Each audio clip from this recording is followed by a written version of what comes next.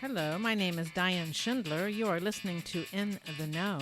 This podcast show includes writing tips, travel tips, and my views of life from savvy and thoughtful to quirky and humorous. I hope you enjoy the show. Good morning. I'm coming to you from Montevideo, Portugal. It's May 17th, an incredible day. I'm going to take a walk later along the Iberian Peninsula, but first, I'm looking forward to chatting with you, so to speak, today. And I want to go way, way back.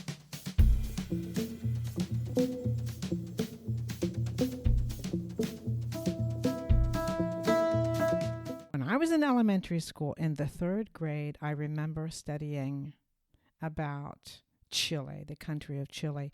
I was completely drawn to this land of extreme terrain and colorful culture. I wanted to dance and sing like they danced and they sang in Chile.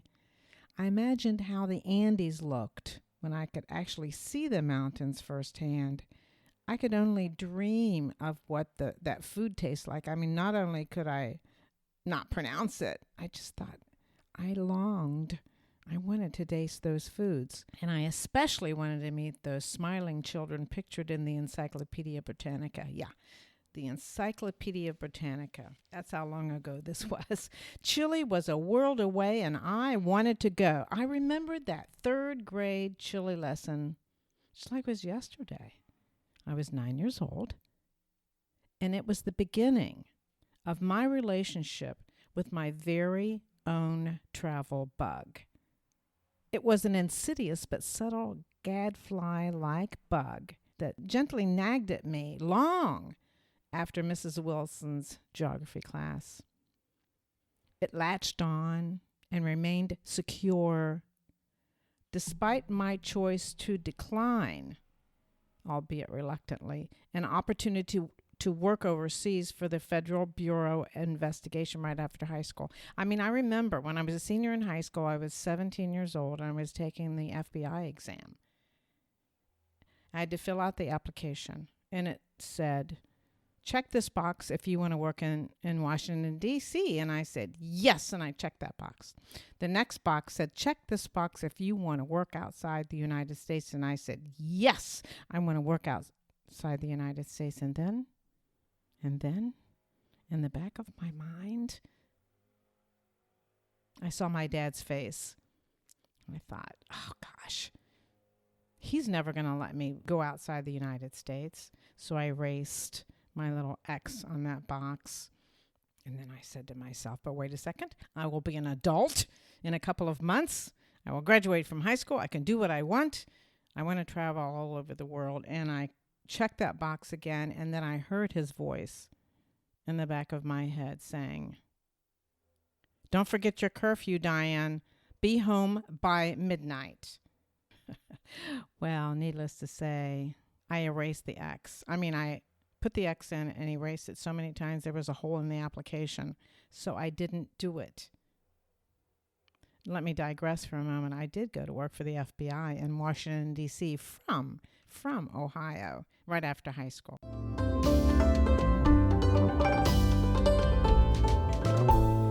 As the years passed, I managed some travel. A 9-day tour of Europe, 3 weeks in Japan, a long weekend in Bermuda, and holidays in Mexico. But my travel bug became a deep-seated disease. And frankly, I wasn't totally aware of it, but it was there. Finally, my travel bug left the subtle approach behind, and it grabbed hold of me, and it reminded me that my desire now was a need. And I knew that my travel bug could never be satiated with an occasional jaunt here and there over a 30-year career in higher education. But you know, the universe, it always spoke to me, and I didn't always listen. However, in the last few years, it became louder, and I finally opened up to hear it and recognize it. So in October of 2015, I went with tennis friends Ruth Ann and Leon to Istanbul and Cappadocia. This trip to Turkey became the ultimate tipping point. No longer in denial, I surrendered to my travel bug. At last, I was free from myself. I embraced my lifelong disease, and as a result, my tenacious travel bug was transformed into a sweet, enthusiastic companion that released my free spirit and passion for adventure.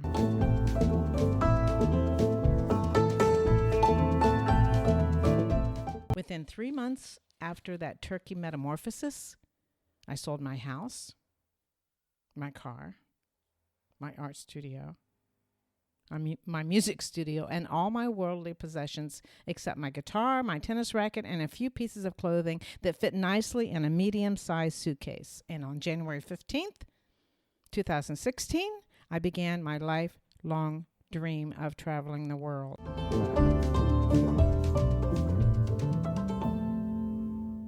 So now, let's fast forward. After 4 years of traveling, I found myself back in Amelia Island, Florida, to do a book signing when I got caught up in the pandemic. And as all of you got caught up in the pandemic as well, I was like 18 months stuck in this small apartment in Amelia Island, Florida, and my travel bug was scratching at my itchy feet. So there was nothing I could do. I was thinking, in those 4 years that I hiked the volcanic mountains of Madeira Island, Portugal. I traversed the cliffs of the Costa de Morta, also known as the Death Coast in northwestern Spain. I climbed the Grand Atlas Mountains of Morocco. I cruised the Danube River in Austria. I sang and played my guitar anywhere anybody would allow me, especially in Spain, Italy, and Kosovo. I attended the French Open Tennis Tournament in Paris and the Italian Open Tennis Tournament in Rome. I rode a camel in Cappadocia, Turkey. I attended opera performances in Italy and Austria. I walked the sacred grounds of Auschwitz in Poland. I rode horseback on the top of Cusco, Peru, and in the Mediterranean Sea off the coast of Spain. I experienced spiritual surrender to Machu Picchu and much, much more.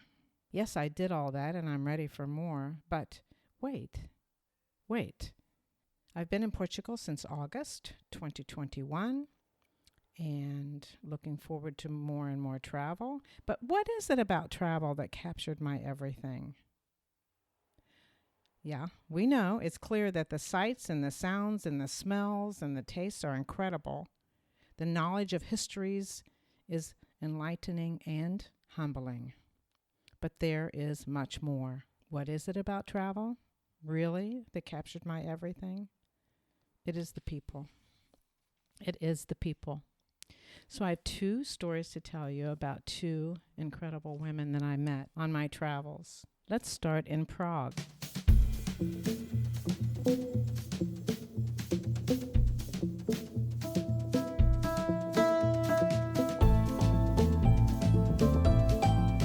I had traveled for over 4 hours by train from Vienna, Austria to Prague. I certainly needed the rest. After all, I had wandered the streets of Vienna, searching for live music, longing for fabulous architecture. And yes, I found all of that. It was beautiful. I arrived in Prague at the busiest train station in all of the Czech Republic and walked the Lisbon-like pavement to my Airbnb apartment. Now, Lisbon-like pavement, if you've been to Lisbon, you know it's limestone cubes, can be slippery and is uneven all over the place. It's very uneven. So 30 minutes. The wheels of my suitcase jammed into the pavement every couple of feet, causing me to stop and turn and adjust before beginning again. And I was really tired. Finally, I reached my destination, and my non-English speaking host, the tall and beautiful Marketa, greeted me with beautiful, fantastic exuberance. Her bright blue eyes lit up even brighter when she saw my guitar. She spoke Czech interspersed with English and asked me to play something. Well, you know, I'm always ready, eager to play and to sing, and I was happy to oblige, and I played Blackbird by the Beatles and Eric Clapton tunes and so forth. And meanwhile, she was videotaping me with her cell phone. Then we sat at the table for some wine and cheese and managed to have a conversation, despite my speaking no Czech and her speaking little English. I learned that this 50-ish blonde woman had 3 daughters in their 20s, 2 granddaughters, and had been married for 37 years when her husband, this is an age-old story in any country, when her husband left her for a 20-something woman just 5 months prior to my meeting her in her Airbnb. I barely detected her sadness. She was kind of stoic, but when I touched her hand, she was more willing to let her guard down. Her pain was unmistakable. We sat in silence, I think, for 10 full minutes. We finished our wine and gently cried together for a few minutes longer. We hugged and promised to stay untouched as she walked out the door. You know, women are women are women all over the world. Let me take a moment to bring your attention to my latest novel, Claim Denied. It's a thriller which takes place in Pristina, Kosovo, where I worked as a writing consultant for the American University for about 8 months. Let me read to you one of the reviews on Amazon about Claim Denied. It's entitled Great Whodunit, set in an intriguing location of Kosovo. This is written by Bookish, that's all I know, no name, and it was reviewed in the United States in August. Bookish says, I needed a good read and stumbled upon Claim Denied. I'm glad I purchased it. The storyline is well-paced, and the characters are interesting to say the least. The main character, Margot, is the enduring lover who refuses to quit investigating the death of someone dear. I learned a lot about Kosovo from this story. If you would like to read a well-written thriller, you will enjoy Claim Denied. Well, thank you, Bookish. I appreciate it so much. A lot of people have purchased my book, but only few have reviewed it, and this is a phenomenon, just not specific to me, but it happens with everyone, or just fewer people who are willing to review. If you've read Claim Denied and you enjoyed reading it, please post a review on Amazon. If you haven't purchased the book, in the United States, you can order it at your local indie bookstore, or in the United States or outside the United States, you can buy it on Amazon. It was 9 a.m. when we were all in the lobby ready to board the bus to our tour to Fez, Morocco for the day. Doreen and Shirley from Philadelphia area, my friends of friends, had invited me via Facebook, imagine, to join them on a 7-day tour of Morocco. I was ecstatic. I shortened my 2 weeks in Barcelona by 1 week to meet them for the very first time in Malaga, Spain. The very next morning, we boarded a ferry to Tangier, and then a half-a-day bus ride to arrive in Fez. We picked up Marta and Sylvia, 2 well-traveled, smart, successful young women from Lisbon, Portugal.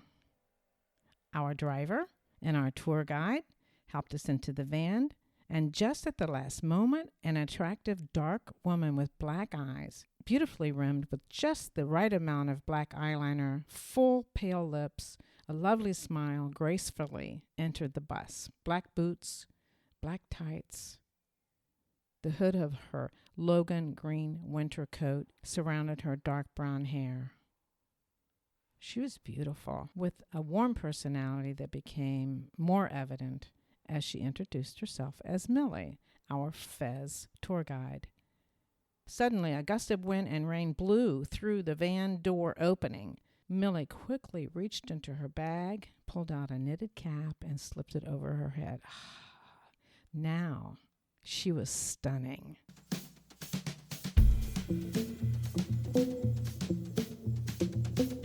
Founded in the 9th century and home to the oldest university in the world, Fez reached its height in the 13th and 14th century under the Marinids when it replaced Marrakesh as the capital of the kingdom. The urban fabric and the principal monuments in the Medina, fondouks, I don't pronounce these things right, so forgive me, but I'm forging on. Fondouks, palaces, residences, mosques, and fountains date from this period. Although the political capital of Morocco was transferred to Rabat in 1912, Fez has retained its status as the country's cultural and spiritual center. Milly took us into the Medina, the ancient marketplace of Fez. She said there are 9,500 streets, some so narrow and so shallow it's even difficult to walk. But she said she grew up there and she knew them all well. She said, watch me carefully and follow. Stay close to me at all times. Well, we tagged along like dutiful children while she shared little-known information about this wonderful place. We were mesmerized by the smells of spices and honeys and cigarettes, leather. We tasted spices and rubbed concoctions on our face and our hands. The motorbikes attached to small truck beds careened through the streets, popping exhaust and demanding their space in this narrow marketplace. We turned sideways to walk through the narrow streets, some less than 18 inches wide. But in addition, we were all curious about Milly and her life here in this third world country that seems to have little respect for women. She explained that she was married in a civil ceremony just 3 months ago. She had been confident while she was dating her husband-to-be that he was a good match for her. But since they were married, she was not permitted to visit her family or even to travel. He had tricked her. He had tricked her into believing he was supportive of her work and her travel. Furthermore, more than that, her husband's family didn't want her to leave the area or visit her family because they thought her family would give her money and she would leave her husband, their son. Well, wouldn't you? The official religious ceremony would occur in 6 weeks. I asked her why she would continue with the marriage and couldn't she leave before the religious ceremony? She explained that she was the oldest of 9 children and all of her younger sisters were married. Her mother wanted her to marry, and she wanted to please her mother and to ensure that her family no longer had to be ashamed that their eldest daughter was not married. She would proceed with the ceremony. All of us were saddened by this news about our tour guide who had in a few short hours become our Milly. We loved her. We discussed all angles, wanting to encourage her to leave, help her to get away, give her money to escape, take her away with us this very day. She said, I'm fine. I am fine. I'm happy to please my mother and my family. I have shamed them, and I must do the right thing for them. I'm fine. Don't worry. This was the way it was. Our tour was to end at 2:30 that afternoon, but we asked Milly to continue with us through the rest of the afternoon, and she did so. The rain continued. The wind was brutal. Our feet got cold and wet, and water seeped through our clothes. We shivered in the cold and in the wet, but we did not complain. How could we? How could we complain? Our physical discomfort paled when we were with our lovely Milly. We all knew, without saying it, Milly would lead an extremely difficult life, a life she chose for the sake of her family. At 5:30, we said goodbye with hugs, kisses, and generous tips. Milly knew how much we appreciated her work, and our hearts broke for her. We learned much more about Medina, Fez, and Morocco that day.